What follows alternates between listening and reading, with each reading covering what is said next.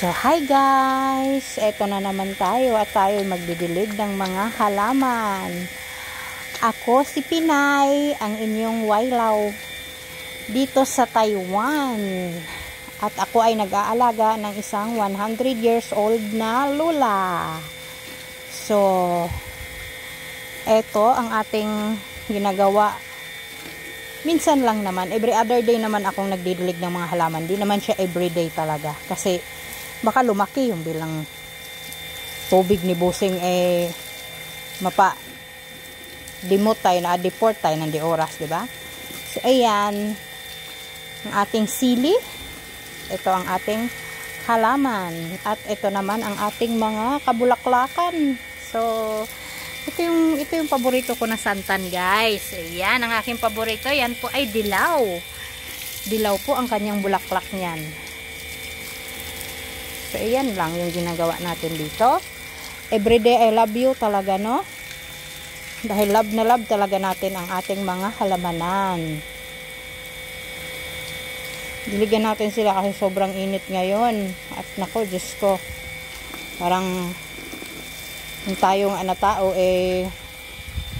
natutuyot. Ito pa kayang mga ito.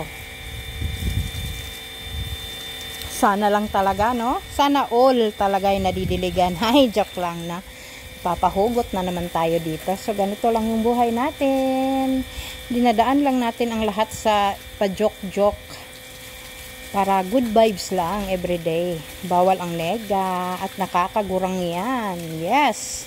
Gusto nyo bang dumami yung mga kulubot nyo sa pagmumukha nyo? Sige, wag kayong mag-smile.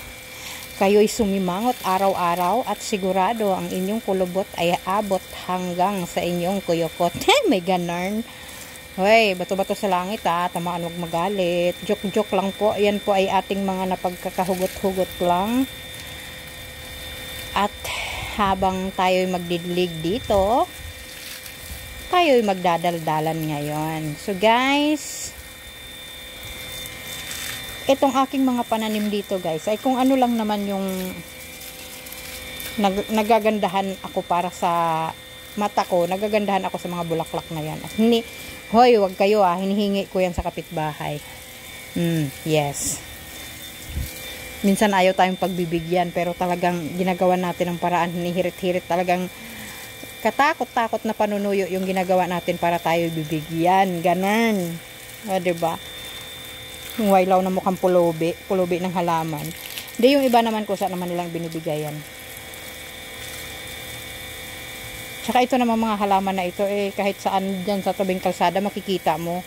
Kaya kukuha ka lang naman ng isang sanga at itusok mo dyan.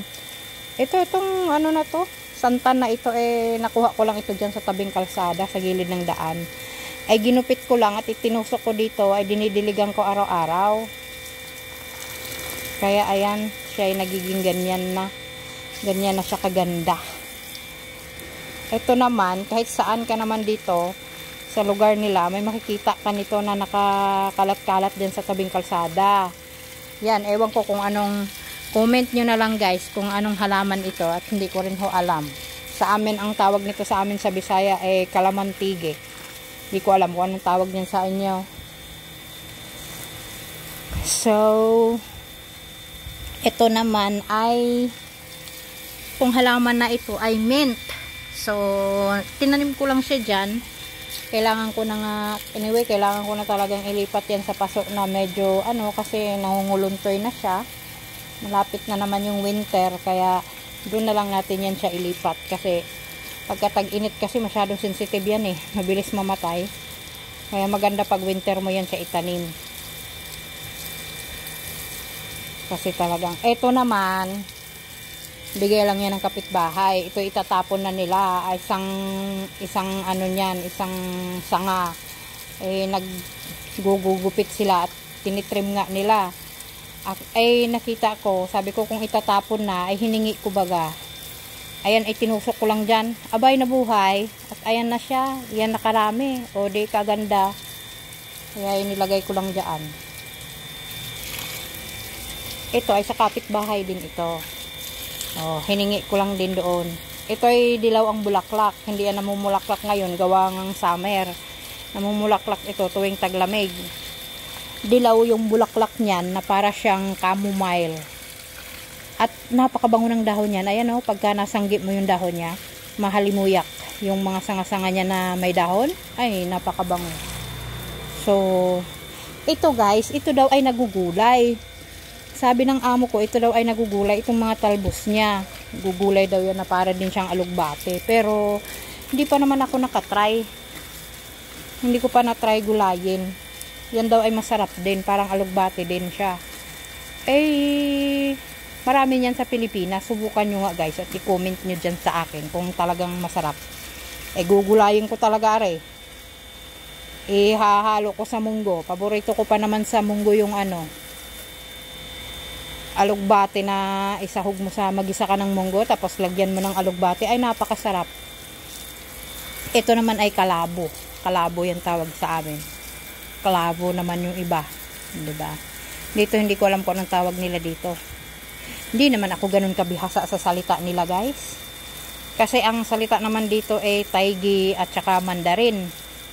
Nakakaunawa lang tayo ng konti, nakakabigkas ng konti, pero hindi naman yung talagang bihasang bihasa. Kasi alam nyo ba, sa totoo lang, dapat nga ito'y maano ng OWA, dito kasi, sana, yung mga first timer na mag-Taiwan ay sana naman OWA, trainingin nyo naman yung first timer ng Taiwan na magsalita ng Mandarin, ay hindi Mandarin, Taigi. Kasi, ang salita kasi ng mga matatanda dito, Taigi. Bihirang-bihira ang mga matatanda na marunong magsalita ng Mandarin. Alam nyo, nung first time ko ditong napunta sa Taiwan, hindi na nga ako ganun kabihasa magsalita ng Mandarin. Ang alaga ko hindi pa marunong mag-Mandarin. Ang salita niya ay Nihongo at saka Taigi. Naku, lalo kaming hindi nagkakaintindihan. Kaya nung unang sampa ko dito mangyak-ngyak talaga ako. Halos araw-araw kung problemado dahil wala namang itinuro sa amin sa training namin doon sa UWA na Taigi na salita. Wala kaming kaalam-alam. Para lang kaming mga sundalo na itinapon sa giyera, o bahala ka na dyan kung ano yung discarding gagawin mo. Ganon. Di kumpara baga sa mga Indonesian kasi na hinahire nila dito sa Taiwan. Yung mga Indonesian, sila, pinapaaral sila ng 6 months, talagang nabibihasa na sila sa salita na Mandarin. Tapos, bago sila dinideploy dito sa Taiwan. Kaya, hindi sila masyadong, sa Taigi, pero at least kahit papaano, nakakabigkas sila ng Mandarin. Kami, ang salita naming Mandarin na natututunan, ni hao, yung mga simple lang, ay naku Diyos ko. O yun sana, sana sa susunod na tuturuan naman sana ng OWA yung kahit mga simpleng lang, yung simpleng Taigi lang na sana isama nila sa pagtuturo diyan sa kasi meron namang training center, at sana yung sa mga training center diyan sa Pilipinas, turuan nyo naman sana yung mga baguhan na magsalita ng Taigi, yung salita ng mga matatanda dito sa Taiwan. Kasi mag-aalaga kaya kami ng matanda, hindi naman kami mag-aalaga, na bihira lang naman yung nag-aalaga ng bata dito, bihirang-bihira lang yan. So yung mga matatanda dito, ang salita po ay Taigi. At kapag hindi ka marunong magsalita ng Taigi, naku, kamote, talagang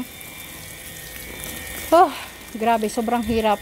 Tapos alam mo naman yung mga ugali ng mga matatanda, madalas yan aburido, kasi syempre may mga nararamdaman sa katawan yan. Tapos hindi kayo magkakaintindihan. Experience ko talaga yan, sobrang hirap. Kasi wala talaga, hindi ko talaga maintindihan yung salita niya na Taigi. Kahit yung pala kinatagalan ay minumura na ako. So mabuti na lang din advantage din pala yung wala kang alam, kasi hindi ka masyadong masasaktan kasi hindi mo alam yung salita, minumura ka na pala, nakangiti ka pa rin, di ba? So may advantage din pala yung ganun. Pero anyway, sana yung mga bagong i-deploy nila ulit dito, turuan nyo naman ng kahit kunting Taigi lang, yung mga lang, kunting-kunti lang ba, para kahit papaano may matututunan din naman sila. Hindi yung basta na ninyo na lang itatapon yung mga tao dito sa Taiwan, ipapadala nyo dito magtatrabaho. Oo nga, ando na tayo, mga Pilipino tayo, mabilis tayong makapag-adjust, mabilis tayong maka-adapt. Pero alam nyo, nakakatrauma din kaya yung wala kang i-deploy ka na wala ka man lang ka alam kung ano yung gagawin mo, nangangapa ka talaga sa dilim. Alam mo yung para kang nakapiring. Pero sa awa ng Diyos, bait pa rin ang Diyos sa atin at hindi man tayo pinapabayaan. Binibigyan pa rin tayo ng mga taong nakapaligid sa atin na kahit papaano ay inuunawa tayo sa kabila ng kawalan natin ng pagkaalaman. No? Sana lang talaga. Ganun na. Idagdag nyo na yung subject sa turo nyo na ang mahal-mahal pa naman ng training center. Shout out, no? Sa mga training center dyan sa Pinas. Napakamahal ng singil nyo. Pero wala namang natututunan yung mga itinuturo nyo napaka lang naman, napaka simple lang na mga Mandarin. Sana pala yung mga simpleng Mandarin na yun i-binalyo nyo lang sa salita ng Taigi. Kahit mga simpleng Taigi lang, at least kahit papaano pagdating dito may alam ng konti yung tao. Kahit damit hindi mo alam kung ano yung Taigi ng damit. Diyos ko. Papakuha lang pala ng damit yung alaga, syempre hindi mo naman alam. Kalkalin mo pa yung buong kwarto nyo para ituro mo kung ano yung gustong ipagawa ng alaga mo sa iyo. So, ganun, no? Sana magkaroon din kayo sana ng concern sa mga i-deploy yung OFW sa isang lugar. Turuan nyo naman kahit kunting kunting salita lang na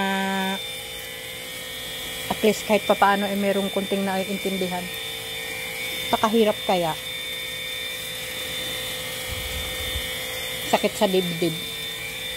Lalo na't matanda yung aalagaan mo.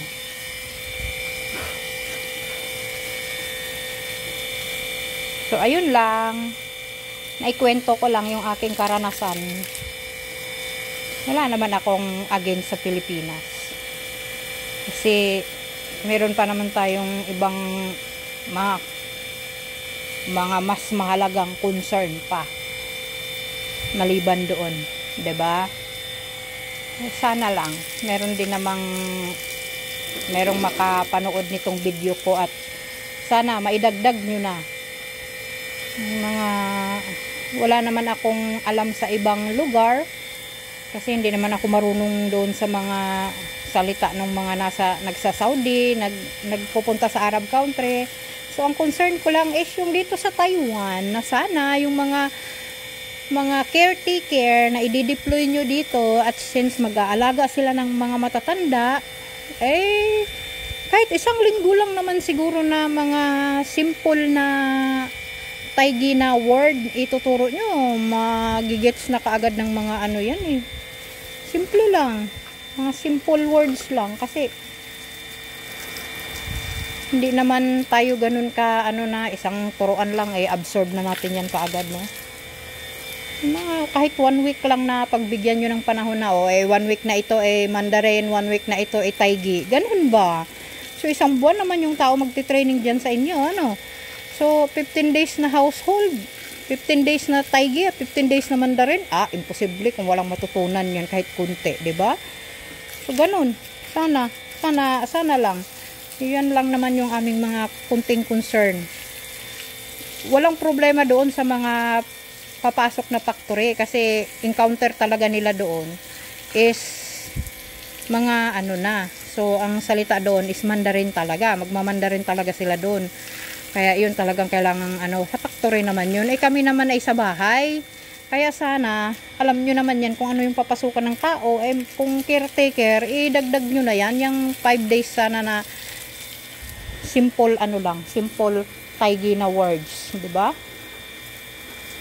Kahit simple lang sa pang-araw-araw lang na ganap ng alaga at saka yung mag-aalaga. Para kahit papaano magkakaintindihan naman. Sa una kong alaga talagang sobrang hirap. Bedridden pa man din 'yun. Wala talaga akong maintindihan, talagang umiiyak talaga ako, totoo talaga 'yan.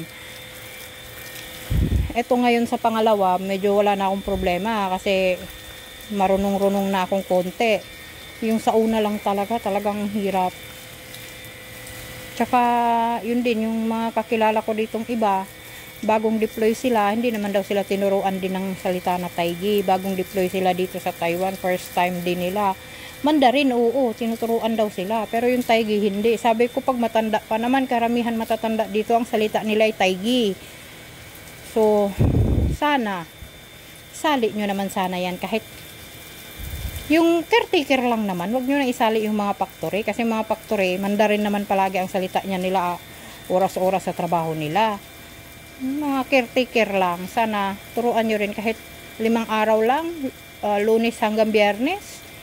Kahit papaano, simpleng Taigi lang. At least, mayroon silang konting pambato, kumbaga.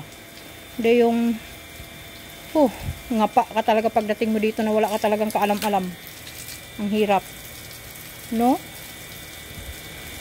Shout out, no? Sa lahat ng mga training center. Paulit-ulit. Ulit-ulit ako, no? Kasi nagdidilig pa ako dito. Thank you, guys. Maraming salamat. Ngayon pa lang nagpapasalamat na ako sa inyo. Panunood nyo at sa manunood pa nito. Sana panoorin nyo. Paki-heart na rin at paki-share. And subscribe na rin kayo, guys, para sa mga bago nating hanas dito sa ating garden. Yun lang naman, yung ina-upload ko lang naman dito ay mga ginagawa ko at saka yung mga nai-experience ko dito sa aking buhay bilang isang wailaw dito sa Taiwan. So, gusto ko lang siyang i-detalye or i-save kasi gusto ko siyang balang araw makikita ko, pag ako matanda na at hindi ko na kayang magtrabaho, ay manonood na lang ako ng YouTube na, ito yung buhay ko dati, ito yung ginagawa ko dati, ganito, nakarating ako dyan sa lugar na ganyan, di ba? Ang sarap kaya nun. Tapos, mga memories ba na sisave mo lang, matitreasure mo. Pagdating ng araw, makikita ng mga apo mo, ito pala yung trabaho ng lola ko dati, ganyan yung trabaho niya. Ito yung itsura ng lola ko noon. Siyempre, nasa social media na yan di ba? One click, kita na nila kaagad yan. Ganun. Hindi naman tayo naghahangad, magiging famous tayo dito, no? Kasi, gurang na tayo, thunders na tayo. Sa akin lang yung memory. Yun lang, yung memory. Yun ang, kasi, guys, cellphone lang ang gamit ko sa pagbibideo. Wala naman ako yung mga gamit na, yung iba gumagamit ng laptop, may mga camera pa sila. Wala tayo nun kasi mahirap lang naman tayo. Kumbaga sabi nga ng mga hampas lupa lang tayo, no? So ano na yung pinaggagawa ko, no? So yun lang. Hindi ko naman pwedeng i-save lahat sa memory ng phone ko yung yung aking mga pinaggagawa at yung aking mga na-experience. So akin na lang naisipan na i-upload na lang ito sa YouTube para balang araw, gusto kong panoorin. Search ko lang yung pangalan ko dyan, diba? Tapos makikita ko na, ganito yung pinaggagawa ko noon. Ito yung alaga ko. Ito si Lula, ganito siya, ganyan. Tapos ito yung bahay nila, ito yung lugar nila. Ganito yung itsura ng Taiwan noon. Diba? May mga ganun tayong memory. Kasi tayong mga Pilipino, mahilig tayo sa mga ganun Masyado tayong mga sentimental value ba? Masyado natin binavalue yung mga sentimento patatas. Ay, may ganun. So guys, yun lang, no. Ako'y nagpapasalamat sa inyo, sa mga manunood at sa nanonood at sa manunood pa. Please like, share, and subscribe. Guys, thank you so much talaga. Maraming salamat. I love you guys. Maraming salamat sa pagsama nyo sa akin sa araw na yan. And yun lang. Thank you. Ako'y mamamaalam na at tapos na ang ating pagdidilig. So ayan, sunset na po dito sa Taiwan, no? Ngayon is 6:30. 6:30 na po ng hapon at ayan po yung ating haring araw ay lumulubog na po siya. So hindi na natin makikita yung araw at yan po ay medyo nakalangitan na lang yung inyong makikita. At so guys, napakaganda ng tanawin kapag ganito. Tingnan niyo. Tanawin niya mga bulaklak, diba? May mga bulaklak. Ganda, ang presko tignan. So, ayun, no? Yun yung ating ganap sa buhay ngayon. So, hanggang sa susunod na pagsasama natin. Paalam!